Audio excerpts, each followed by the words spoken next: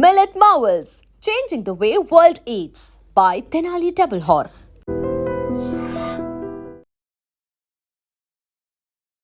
Hi hello నమస్తే welcome to I dream. నేను మీ శ్రావ్య.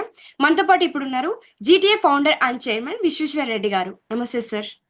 నమస్తే అమ్మా. ఎలా ఉన్నారు? బాగున్నాం. How are you?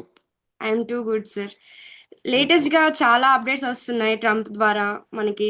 ఇప్పుడు ఏంటి అంటే H1B visa versus Indian education అనేది ఎలా ఉంది అంటే, ఇక్కడ చదువుకున్న వాళ్ళు ఇక్కడ ఇన్వెస్ట్ చేసుకొని ఇక్కడ బాగా డెవలప్ అయ్యి అక్కడికి వెళ్ళడం బెటరా, అక్కడ జాబ్స్ ట్రై చేయడం బెటరా, లేకపోతే అక్కడే ఇక్కడ నుంచి అంటే ఇక్కడ ఎడ్యుకేషన్ బాగానే ఉంది అక్కడికి వెళ్ళి చదువుకోవడం బెటర్ అంటారా?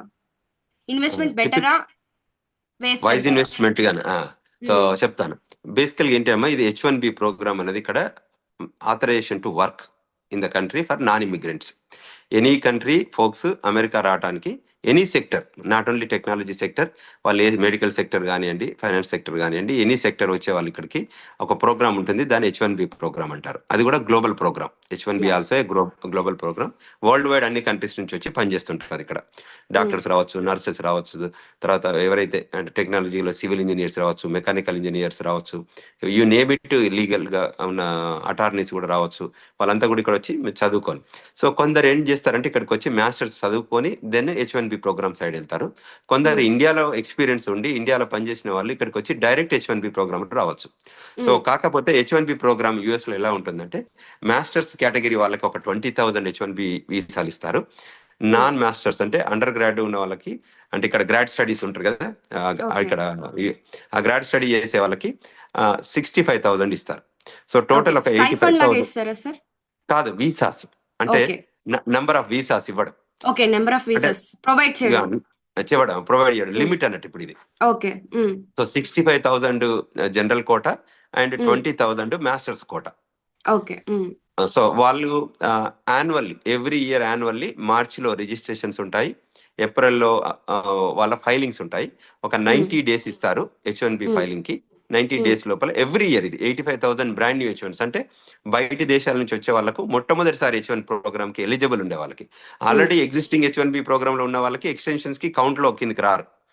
ఈ క్యాప్ కౌంట్ అంటారు, దీని కౌంట్ కిందకి రారు. So they can apply extensions unlimited.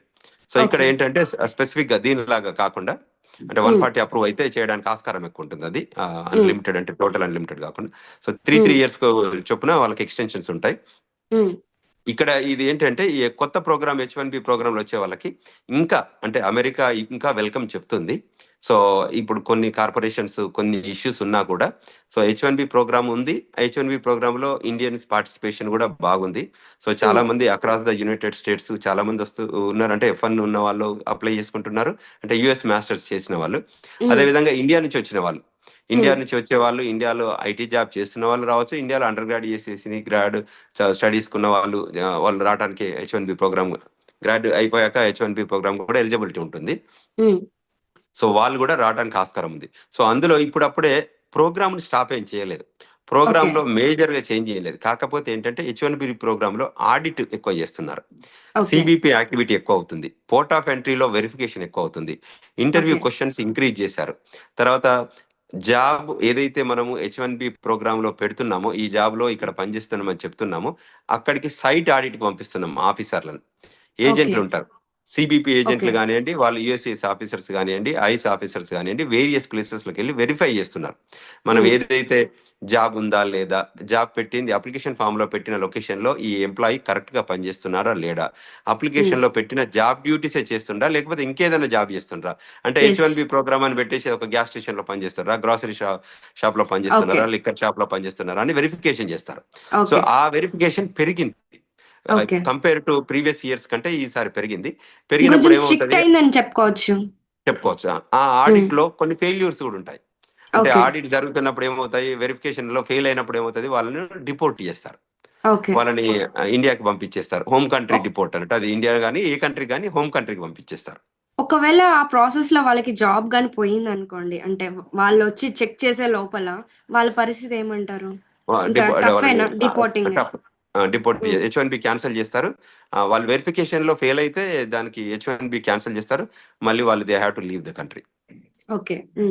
మళ్ళీ సో ఇది మళ్ళీ కొత్త కొంచెం స్ట్రిక్ట్ అయిందని చెప్పుకోవచ్చు. కరెక్ట్. ఆ ప్రాసెస్ బాగా స్ట్రిక్ట్ అయింది. ప్రోగ్రామ్స్ ఏమే ఉన్నా గానీ ప్రాసెస్ మాత్రం చాలా స్ట్రిక్ట్ చేశారు. ఆఫీసర్స్ ఎక్కువ చేశారు.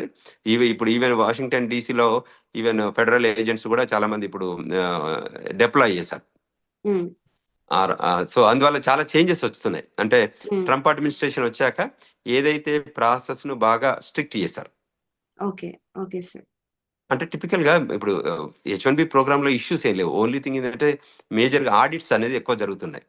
సైట్ ఆడిట్లు ఇవన్నీ ఎక్కువ జరుగుతున్నాయి కాబట్టి దానికి కేర్ఫుల్ గా ఉండాల్సిన పరిస్థితి ఉంటుంది. సో జాగ్రత్తగా మనం ఏదైతే అప్లికేషన్ ఫామ్ లో పెడుతున్నామో అది మాత్రం కరెక్ట్ గా ఉండేటట్టు చూసుకోవాలి. కరెక్ట్ జాబ్ లొకేషన్స్ లో ఉండాలి. ఒక జాబ్ నుంచి ఇంకొక జాబ్ కు మూవ్ అయితే మళ్ళీ మనం దాన్ని కూడా డిక్లేర్ చేయాలి. సో దాన్ని అమెండ్మెంట్ H1B అంటారు. సో అంటే H1B ఫైల్ చేశాక ఒకవేళ ఎంప్లాయ్మెంట్ కంప్లీట్ అయిపోయి ఇంకో ఎంప్లాయ్మెంట్ లొకేషన్ దగ్గరికి వెళ్తే అప్పుడు మనం ఏం చేస్తామంటే అమెండ్ చేస్తాం H1B. సో అమెండ్మెంట్ H1B అనేది కూడా జరగాలి. సో ఆ లైన్ లోనే జరిగితే బాగుంటుంది. సో అందువల్ల as long as that H1B program లో ఉన్న రూల్స్ అబైడ్ అయ్యి ఆ పాలసీస్ ని అబైడ్ అయితే అక్కడ ఏమి ఇబ్బంది లేదమ్మా. Only thing if violate the H1B programs then there is an issue. ఆ అదే ఇష్యూస్ ఫేక్ చేస్తేనే ప్రాబ్లం అవుతుంది, లేకపోతే ఏం ప్రాబ్లం ఉండదు. ఏం ప్రాబ్లం ఉండదు. సో అంచేత ఆ లైన్ లో ఆ స్ట్రీమ్ లైన్ లో మనం వర్క్ చేయగలిగి ఆ ఫ్రేమ్ వర్క్ లో మనం ఉండగలిగితే we're all good. There is no second it. ఇంకా స్టిల్ H1B ప్రోగ్రామ్ ఉంది. ఇంకా జనాలు వస్తున్నారు. H1B ఫైల్ చేస్తున్నాము, మళ్ళీ H1 ఎక్స్టెన్షన్ ఫైల్ చేస్తున్నాము, అమెండ్మెంట్స్ ఫైల్ చేస్తున్నాము, ట్రాన్స్ఫర్స్ ఫైల్ చేస్తున్నాము. సో మన ఇమిగ్రేషన్ లా ఆఫీస్ ద్వారా కూడా మనం చాలా కేసెస్ ఫైల్ చేస్తుంటాం దీని గురించి. సో నా మెయిన్ క్వశ్చన్ ఏంటంటే వైజ్ ఇన్వెస్ట్మెంట్ ఉందా లేదా అని అడిగాను. తప్పకుండా ఇట్స్ వైజ్ ఇన్వెస్ట్మెంట్. ఇండియా తప్పకుండా ఇండియా నుంచి ఇక్కడికి తప్పకుండా రావాలి. ఎక్స్పీరియన్స్ కావాలి, గ్లోబల్ మార్కెట్ తెలుసుకోవాలి, కొత్త ఎక్స్పీరియన్సెస్ వస్తాయి, ఎక్స్పోజర్ వస్తుంది, తర్వాత కార్పొరేషన్ లో కూడా ఆ మెచ్యూరిటీ ఎక్కువ ఉంటుంది. తర్వాత అది తెలుసుకొని మళ్ళీ మనం you can go back to India any time. So it is only non immigrant program. It is not a permanent residency. So it's a non immigrant. H1B is a temporary worker. So temporary worker so అంచేత వాళ్ళు అది చేయడానికి ఇబ్బంది ఏం లేదు.